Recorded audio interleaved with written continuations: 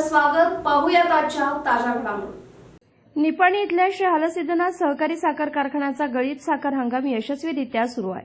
1 February ते 15 February दरम्यान कारखान्यानं 57,026 टन ऊसाचं गाळप केलं. या ऊसाचं होणारे प्रति टन 3,000 रुपये 17.10 कोटी ऊसाचं बिल संबंधित ऊस उत्पादक शेतकऱ्यांच्या खात्यावर जमा करण्यात आल्याची माहिती कारखान्याचे चेअरमन MP पाटील यांनी प्रसिद्धी पत्रकाद्वारे दिली आहे.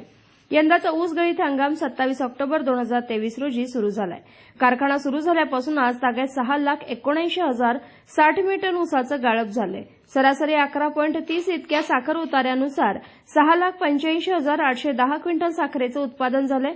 यापूर्वी प्रत्येक 15 दिवसाला ऊस बिलं नियमितपणे अदा केली आहेत. यंदाचा गळीत हंगाम हा अंतिम टप्प्यात आलाय. परिसरातील ऊस उत्पादक शेतकरी आणि सभासदांनी आपला ऊस लवकरात लवकर गाळपासाठी पाठवून कारखान्याला सहकार्य करावं अशी विनंती देखील चेअरमन MP पाटील यांनी पत्रकाद्वारे केली आहे.